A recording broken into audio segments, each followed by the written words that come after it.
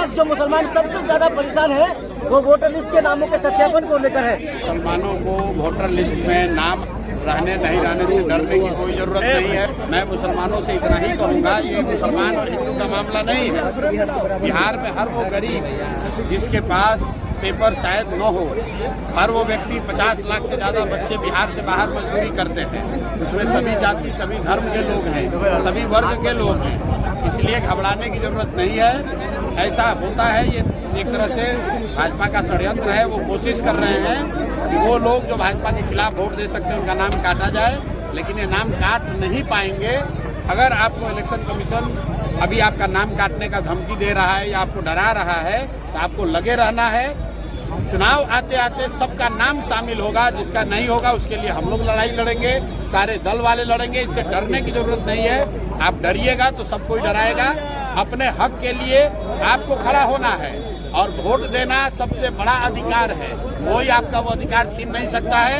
एक बात समझ लीजिए कि चुनाव आयोग को नागरिकता का उनको अधिकार नहीं है। सुप्रीम कोर्ट का ये गाइडलाइन है, सुप्रीम कोर्ट का जजमेंट है।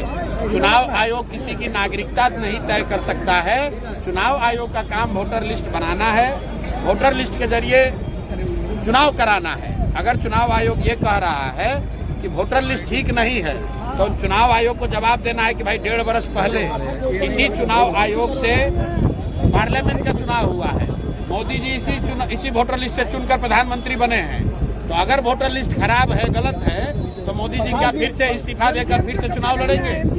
और अगर चुनाव आयोग ये कह रहा है कि लोकसभा चुनाव के बाद नेपाल से बांग्लादेश से लोग आ गए, तो ये बताए कि भाई बिहार में सरकार किसकी है? भाजपा की है, नीतीश की है। तो ये भाजपा नीतीश के सरकार के रहते बांग्लादेश और नेपाल से लोग आए कैसे? तो भैया ये संभव नहीं है। ये शुरुआती कीचड़ भभकी है, इससे डरने की जरूरत नहीं है। जिसका नाम कट रहा है आप तुरंत हम लोग से संपर्क कीजिए। आपको जनसुराज नहीं पसंद है, कांग्रेस पसंद है, कांग्रेस संपर्क कीजिए। राजनीतिक दलों के कार्यकर्ताओं से, नेताओं से संपर्क कीजिए ताकि आपका नाम हर हालत में जोड़ा जाएगा। चुनाव आयोग आपका नागरिकता तय नहीं कर सकता है, ये उसके अधिकार क्षेत्र के बाहर का मामला है।